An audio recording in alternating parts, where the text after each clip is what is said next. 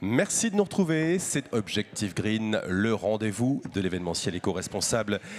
Dernière table ronde de cette deuxième journée, de cette première édition, vous me suivez toujours, table ronde consacrée aux objets publicitaires, un secteur en pleine transition. On salue le public présent pour cette deuxième journée ici au stade de Pierre de Coubertin et les viewers qui nous suivent depuis la diffusion en live stream de cette émission. Aujourd'hui donc, sur presque chacun des événements, je ne vous l'apprendrai pas, des goodies sont offerts, de véritables objets pour la communication visuelle des entreprises. Un secteur donc en pleine transition, l'occasion d'échanger aujourd'hui sur les bonnes pratiques bien sûr et les solutions face à ces objets publicitaires avec une réelle réflexion sur l'achat de ces goodies. Acheter moins, mais acheter mieux. On en parle avec nos deux invités que je suis ravi d'accueillir, avec lesquels, cher public présent, vous pourrez interagir dans les 5 dernières minutes de notre discussion. Tout d'abord, Diane Semama, bonjour. Vous êtes cofondatrice de DreamAct. DreamAct est une entreprise sociale qui sélectionne, distribue aux professionnels des produits d'artisans locaux et engagés. À vos côtés, Bernard Debargue, entrepreneur autonome et militant au sein de Arbre à Bulles. Merci infiniment d'être présent aujourd'hui. En 2 mots, peut-être présentez-vous plus longuement et présentez-nous votre entité, votre société. On vous écoute, Diane, pour commencer. Bonjour, merci pour l'invitation. Bonjour à tous.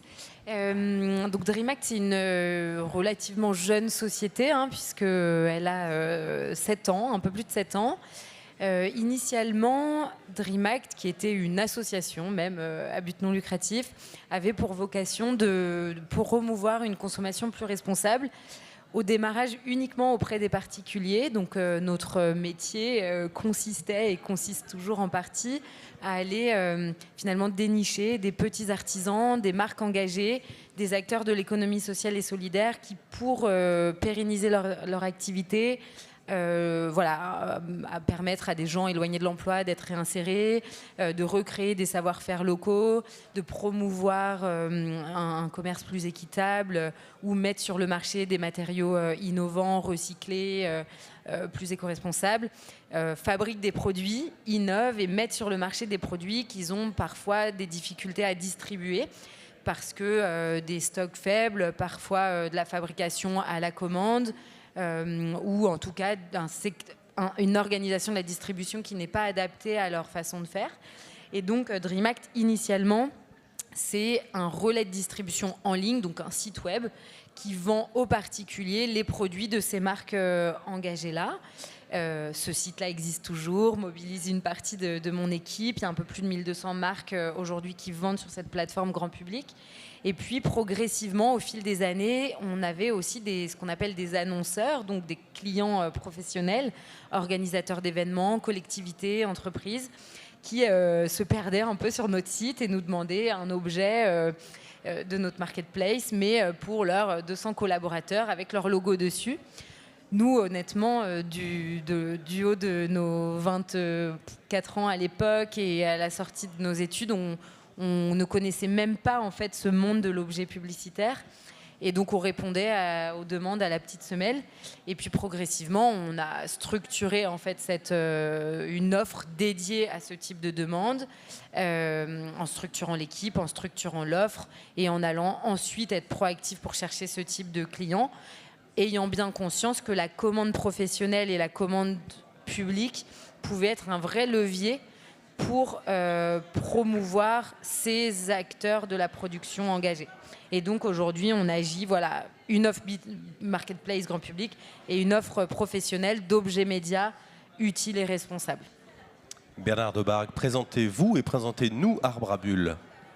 Alors, cette société est basée à Compiègne, dans l'Oise, une société que j'anime et que je gère seul. Et je suis très revendicatif de cette autonomie et de cette liberté que j'ai choisie et que j'assume. Je l'ai fondée il y a 12 ans. J'étais à l'époque directeur commercial d'une entreprise de distribution automobile. Donc, aujourd'hui, pas du bon côté de la transition écologique, mais à l'époque, on ne se posait absolument pas ces questions-là. Et je consommais énormément d'objets publicitaires pour les clients, pour les collaborateurs, sans me poser la moindre question.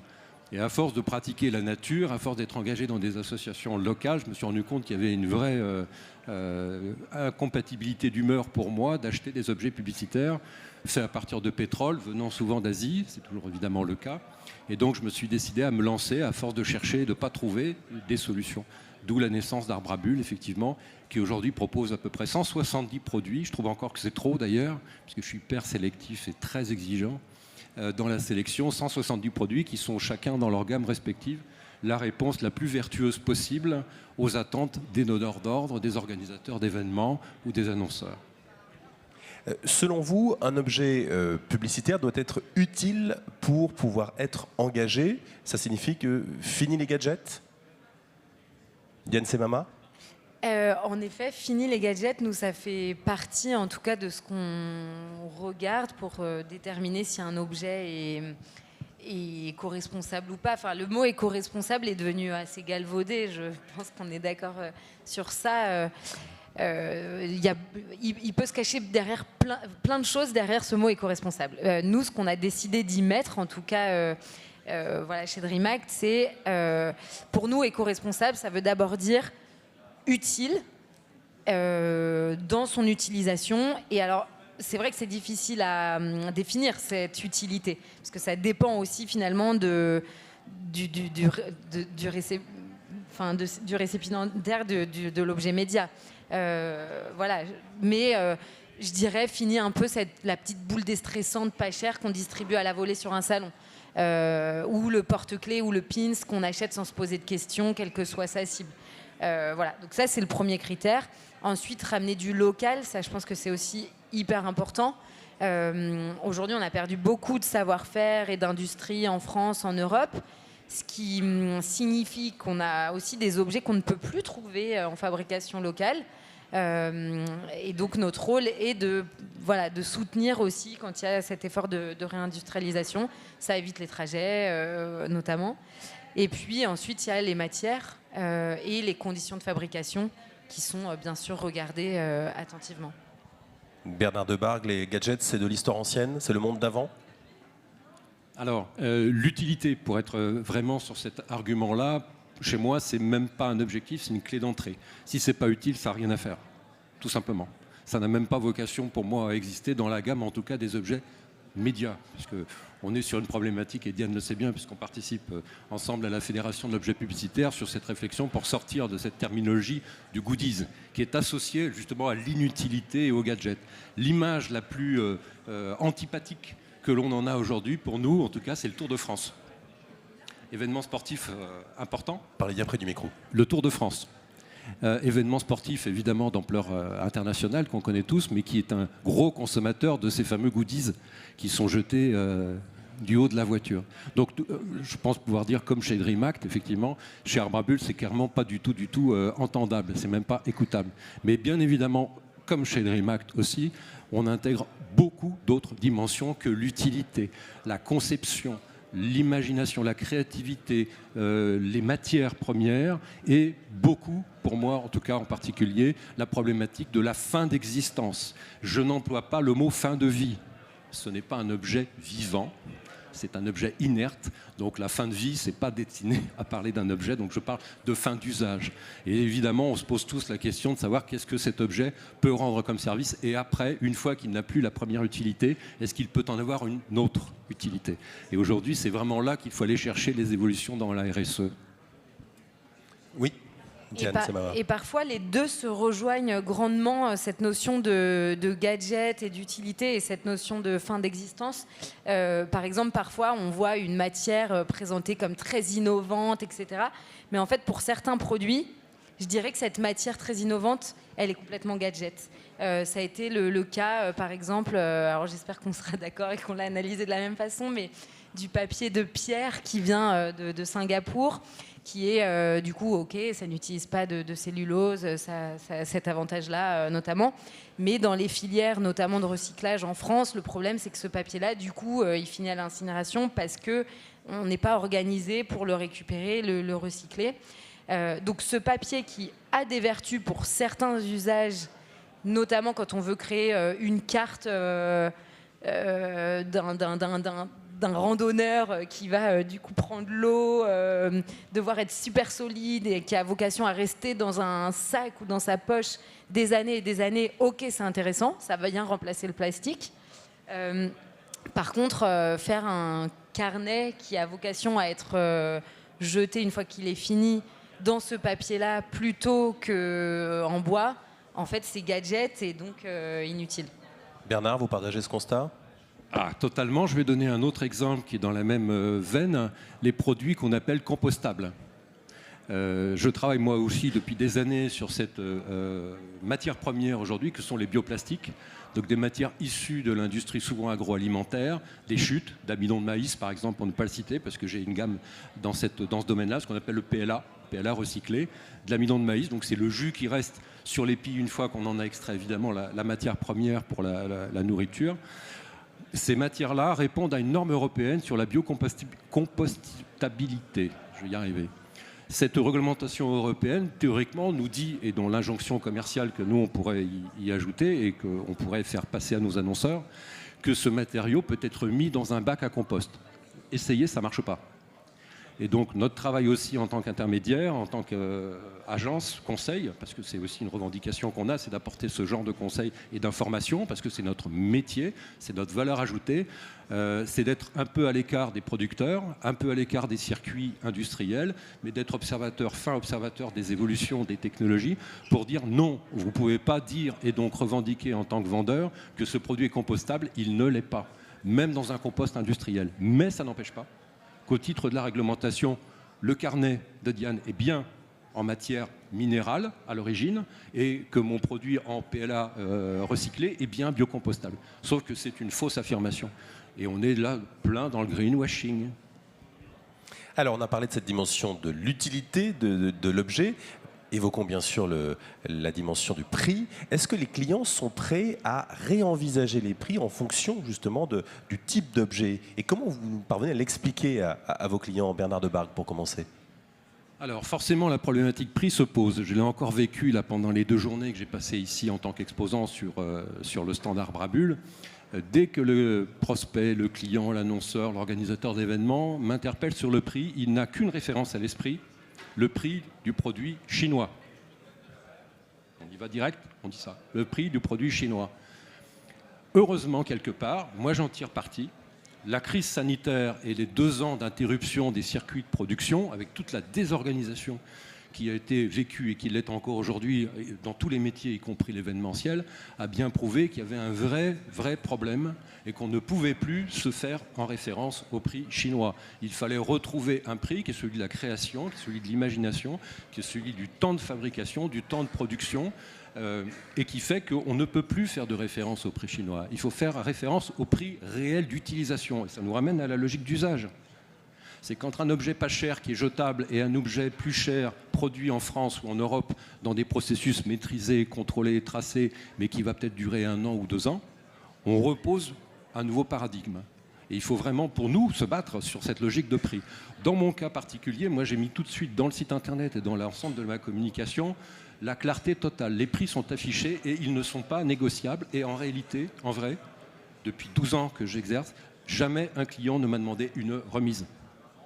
S'il veut une remise, il va ailleurs et il le fait dès l'entrée du site parce que finalement l'information est claire. Il n'y a pas de logique là-dessus. Le prix, c'est le bon prix. Je peux parler aussi du cas des distributeurs. On a affaire à des distributeurs, donc des intermédiaires finalement, qui vont revendre les objets. Pour avoir participé à un salon de revendeurs qui s'appelle le CTCO, qui a lieu au mois de février, là très prochainement, je l'ai fait l'année dernière pour présenter le tour de cou éco-responsable, le Bubble, là, qui est l'innovation de ce salon. La demande de ces professionnels était exclusivement de savoir quelle était leur marge commerciale. Ça veut dire qu'on est obligé de travailler avec 2 grilles de prix. Un prix client final, annonceur, organisateur d'événements, et un prix intermédiaire, agence. Mais où on va ? Le produit a un prix, point. Après, tu veux marger dessus, tu marges dessus. Mais il n'y a pas de prix facial et de prix de cours. Enfin, pour moi, déontologiquement, ça ne peut pas exister. Donc, ça n'existe pas chez moi. Je n'ai pas ce problème. Et vous ? Et pour vous, Diane Semama ? Je constate en effet qu'il y a quand même une prise de conscience des annonceurs. Enfin, en tout cas, nous, dans nos débuts, et on n'est pas très vieux, hein, mais on avait quand même souvent des gens qui nous interrogeaient, qui nous demandaient des prix et puis qui finalement n'y allaient pas. Parce que ça faisait un gap quand même avec les produits qu'ils avaient l'habitude d'acheter. Et peut-être que notre discours n'était pas assez rodé, en tout cas, ou en tout cas l'écoute n'était pas là de la part de nos clients, qu'aujourd'hui, pour respecter un budget global, mais passer en fabrication locale et responsable, il faut envisager d'acheter peut-être moins, mais des produits plus marquants, ou de revoir un peu le type de produit qu'on achète. Typiquement, si vous comptez, pour le même budget, avoir la même quantité de tote bag en fibre recyclée made in France fabriquée en ESAT ou de tote bag en coton conventionnel chinois, bah oui, non, c'est pas possible. Donc, soit vous en achetez moins, soit vous arrêtez de faire des tote bags dont tout le monde se fout et vous faites autre chose. Donc, ça, en tout cas, je trouve que sur ce discours-là, on a plus d'oreilles attentives qu'il y a quelques années. Et je trouve aussi, et moi ce qui me fait avoir confiance quand même dans les quelques prochaines années, c'est que les études le montrent, hein, une dernière étude justement de la fédération à laquelle on appartient montrait que plus de 80% de ceux qui reçoivent les objets médias exigent des annonceurs qu'ils aient fait le choix du local. Donc c'est plutôt encourageant. Et je trouve que les entreprises se tiennent un peu plus à cette bonne résolution, à ce totem, à ce totem que les consommateurs. Là où on a vu une crise de la consommation du bio et quelque part aussi du local, parce qu'on est tous rattrapés par des questions de pouvoir d'achat cette année chez les consommateurs, on le voit beaucoup moins chez les professionnels. Est-ce que, vous parliez Bernard Debargue de l'onde de choc de la pandémie, hein, sur votre secteur des objets publicitaires, est-ce qu'il y aurait eu un basculement aussi de la part de vos clients à l'été 2022 qu'on vient de passer, un été caniculaire? Beaucoup de professionnels du secteur de l'événementiel ont eu un autre regard sur les enjeux climatiques, nous disent certains directeurs généraux d'agences événementielles. Est-ce que vous le sentez aussi auprès de vos clients ? Alors c'est une observation intéressante, j'avoue que je ne m'étais pas encore projeté dans ce retour-là parce qu'il est encore assez récent. Moi j'ai commencé il y a 12 ans, donc à l'époque il n'y avait pas de marché de l'objet publicitaire éco-responsable. Je ne peux pas dire que j'étais le premier, mais en tout cas on n'était pas fort nombreux sur le sujet à chercher des solutions parce qu'il n'y en avait quasiment pas d'offres en fait. Il n'y avait pas de demande non plus d'ailleurs. Moi j'ai vu une première grosse bascule au moment de la COP 21. Il y a vraiment un afflux très important de demandes, mais de la part des gros acteurs, évidemment, qui voulaient du coup profiter de cette COP parisienne, enfin au Bourget, pour changer un peu leur façon d'acheter plus responsable. Donc il y a eu vraiment, pour moi, un changement de réception. Après, effectivement, sans aucun doute, la pandémie, on a créé un deuxième. Moi, j'ai tendance peut-être à chaud, là, tout de suite, vraiment, à trouver qu'aujourd'hui, les annonceurs, les clients sont perdus. Ils sont réellement perdus. Toutes leurs références, toutes leurs certitudes, toutes leurs convictions pour ce qu'il était, ou leur intention d'aller vers une démarche éco-responsable, finalement, aujourd'hui, sont encore totalement déstabilisées. On a évidemment, nous, en tant que producteurs ou en tant que revendeurs de matières, à faire aussi face aux problèmes d'approvisionnement, aux problèmes de coût des matières premières, aux problèmes de délai qui ont tous volé en éclats, et là, on n'apprend rien à personne. Donc je pense qu'aujourd'hui, c'est encore trop tôt pour savoir ce qui va en sortir de positif. La bonne nouvelle, c'est que sur un salon comme Objective Green, qui est le premier salon, et il faut le rappeler, c'est quand même bien tard, un salon comme ça a mérité d'exister depuis au moins 5 ou 6 ans, hein. Mais bravo à Pascal Maillet de l'avoir organisé, je lui tire mon chapeau aujourd'hui. On constate qu'effectivement, il y a une vraie demande, une vraie attente. Mais c'est trop tard. Enfin, par rapport aux enjeux qu'on défend, c'est trop tard. Donc maintenant, heureusement qu'on a du retour. Mais il est bien tard pour agir. Donc là, maintenant, il faut, nous, qu'on remette du sens et de la pédagogie par rapport à ce que j'évoquais sur les certifications, par exemple. Il faut expliquer ce que c'est que le Fairtrade, il faut expliquer ce que c'est que le Max Havelaar, il faut expliquer ce que c'est que le FSC. Il y a tant de labels qu'il y a de quoi s'y perdre. Justement, Diane Semama, comment rassurer ses clients avec cette deuxième onde de choc à l'été 2022 et qui sont en perte de repère, comme le dit Bernard Debargue? Oui, je suis complètement d'accord avec Bernard. Les clients sont en perte de repère, tant les acheteurs que les consommateurs d'ailleurs, hein, parce que avec cet engouement vient aussi en réponse beaucoup de greenwashing, tout simplement. Et ça perd tout le monde en fait. Quand on a des pratiques de greenwashing qui finissent toujours par être dénoncées Et voilà, du coup, on se dit tous, mais à quoi bon en fait je me suis encore fait avoir. Je vais pas. Est-ce que là, je suis pas en train de dépenser plus d'argent pour un truc qui va pas faire la différence? Et donc, il y a de quoi abandonner. Moi, ce que j'essaye de dire à mes clients, c'est n'écoutez aucune promesse. Limite, ne vous attardez même pas uniquement à un mot ou un label, mais posez-vous juste des questions de cohérence sur ce qui se cache derrière votre produit. Si on vous vend, encore une fois, voilà, un tote bag en coton made in France, bah ok, c'est made in France, c'est peut-être même vrai que c'est made in France selon ce qu'il a le droit de dire, selon le label made in France, quel qu'il soit, parce que bien souvent, ça va jusqu'à 60% de la valeur ajoutée qui doit être faite en France pour les labels les moins exigeants et 80% pour les plus exigeants. Mais du coup, voilà, pour en revenir à ce tote bag en coton, un tote bag en coton made in France, c'est peut-être vrai, mais est-ce que ce que vous voulez défendre, c'est un made in France où finalement c'est uniquement le marquage qui a été fait en France, ou est-ce que c'est de la matière qui vient de France, etc. Et ça, c'est à la portée de tout le monde. On sait tous que le coton ne pousse pas en France. Vous avez d'autres tips à partager avec nous pour alerter sur ces produits un peu trop greenwashing? Alors, il y a un vrai sujet bioplastique et plastique recyclé qui, pareil, regorge de réalités différentes très importantes. Les bioplastiques ne sont d'une part pas tous.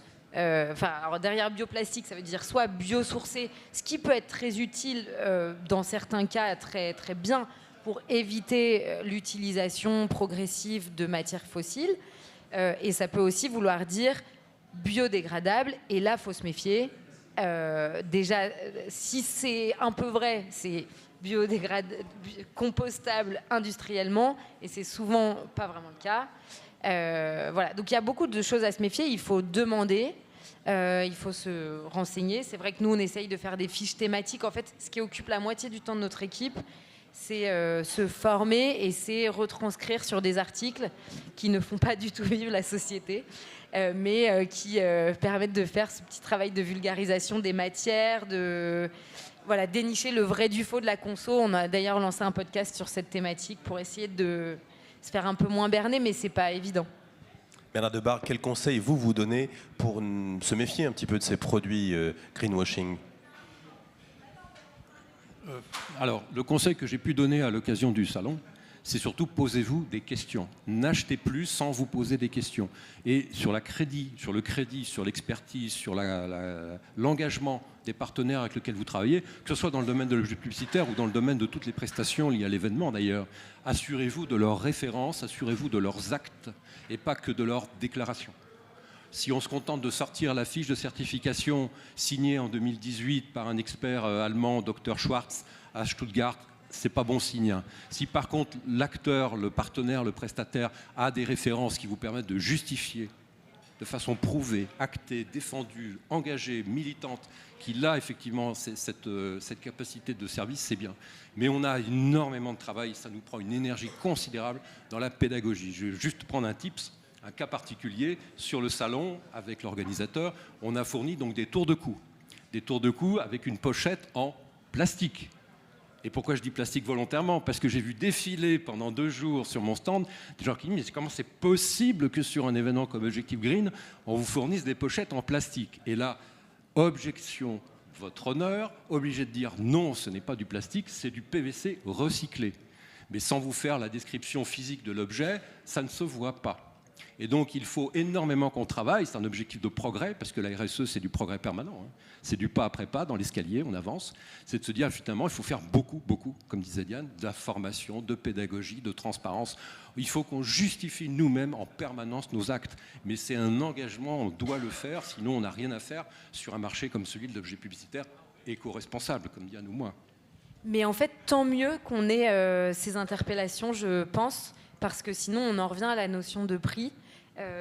Les gens continueraient à acheter le truc en plastique parce qu'ils se diraient pourquoi j'irais dépenser un petit peu plus sur du PVC recyclé, personne ne va voir la différence. Et je pense qu'aujourd'hui, on peut répondre à ces annonceurs que si en fait le jour où vous allez vous faire interpeller toute la journée, vous pourrez au moins être droit dans vos bottes et répondre que c'était pas un choix de plastique mais de PVC recyclé. Donc il faut que tout le monde soit un peu exigeant et... On relève un peu le niveau d'exigence. Exactement, pas hésiter à poser on donne des preuves, il faut donner des preuves. Les chartes RSE, on en a tous. On en a tous qui font des kilomètres de long. La seule chose qui compte, c'est est-ce qu'elles sont actées? Est-ce qu'il y a des preuves de résultats? Est-ce qu'il y a des preuves d'engagement? Est-ce qu'on est sur le chemin? Est-ce qu'on a commencé? Ah, je pensais que vous alliez... vous étiez dans votre tirade, vous étiez lancé avant qu'on poursuive cette discussion avec vous deux. Le petit coup d'œil dans la salle pour voir s'il y a des questions, des réactions, des témoignages à la suite des propos de nos invités sur cette thématique des objets publicitaires. Oui, monsieur, on va vous tendre un micro. Hop, hop, hop. Le micro arrive. Merci de bien vouloir vous présenter. Clotilde, est-ce que tu as un micro? Je te prête celui-ci. Voilà, le micro numéro 3. Hop, hop, hop. Voilà, tout se joue en direct. Monsieur, ne perdez pas votre question. Présentez-vous, le voici. On vous écoute. Bonjour et bravo. Je partage, surtout qu'on s'est parlé tout à l'heure sur votre stand, vous vous rappelez. Moi, je voulais vous faire un petit retour d'expérience. Alors, je suis assez d'accord sur les goodies, sur l'appro, le sourcing. Il y a aussi les quantités. Donc, moi, je m'appelle Vincent. Je travaille sur la prod d'un événement responsable, un festival de musique qui s'adresse, qui a pour objectif de nous préparer au monde de demain. Donc, on est complètement dans la thématique. On a fait une mauvaise expérience une année sur la gestion de nos stocks. On a acheté des t-shirts, on s'est dit, alors c'est du t-shirt Fairtrade qu'on a payé très cher. On a fait l'effort, on l'a fait, on s'est retrouvé avec un stock parce que les gens n'en voulaient pas. On a mis 4 ans à écouler le stock. Et puis on s'est dit, tiens, on va trouver un prestataire qui va gérer notre merch et qui va venir l'imprimer sur place, à la demande. Et donc ça a été, concernant le merchandising, peut-être le meilleur choix qu'on ait fait. C'est d'imprimer, de personnaliser à la demande. Et le résultat, c'est qu'on vend ce que les gens veulent. On a 0 déchet, on n'a pas de perte, on n'a pas surinvesti dans des stocks.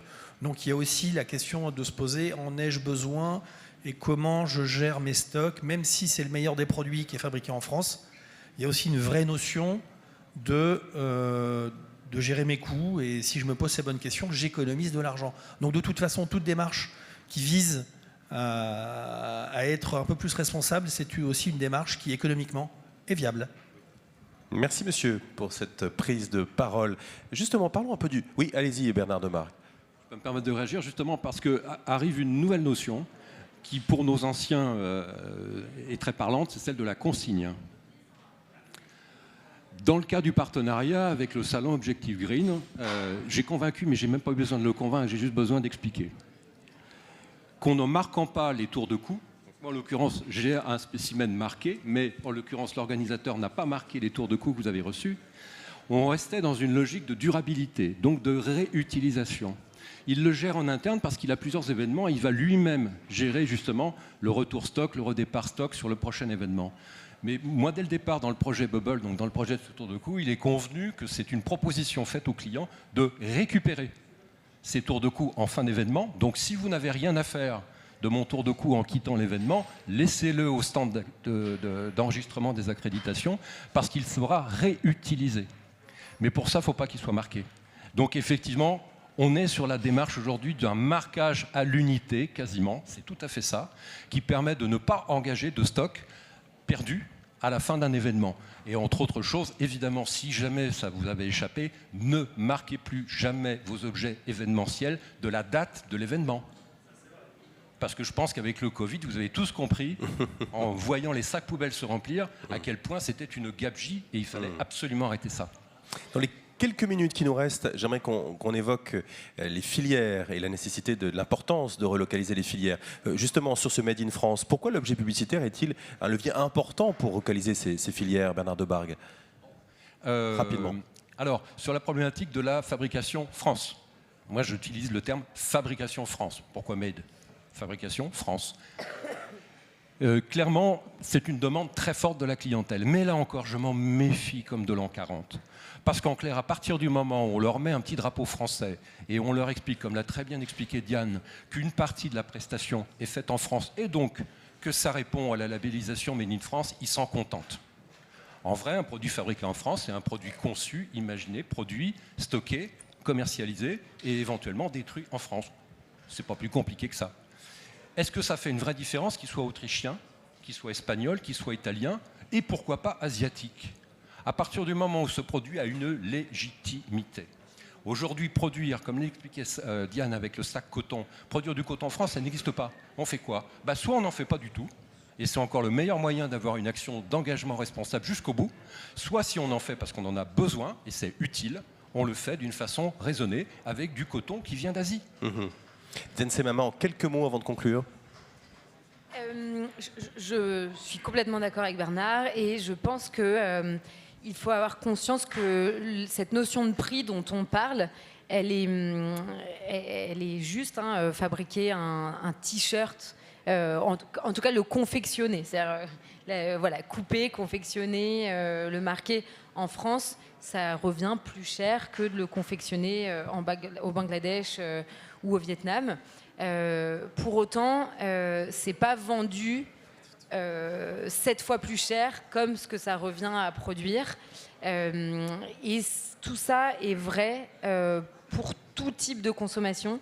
Et ce qui est intéressant dans ces achats d'entreprises, ces achats de public, c'est que ça crée du volume pour ces ateliers français. Et c'est souvent ce volume qui manque finalement à nos ateliers, à nos productions, pour pouvoir être un peu plus compétitifs. Et donc, chaque acteur a son rôle à jouer, je pense, pour recréer un maillon et une industrie plus vertueuse et plus locale. Merci à vous deux d'avoir participé à cet échange. Des applaudissements pour vous. Merci pour votre contribution dans la salle. Restez avec nous. Je vous invite à regagner vos places puisqu'on va faire un petit changement à vue. Et pour le dernier temps fort de cette première édition d'Objectif Green, dernier temps fort, il s'agit de la remise des trophées.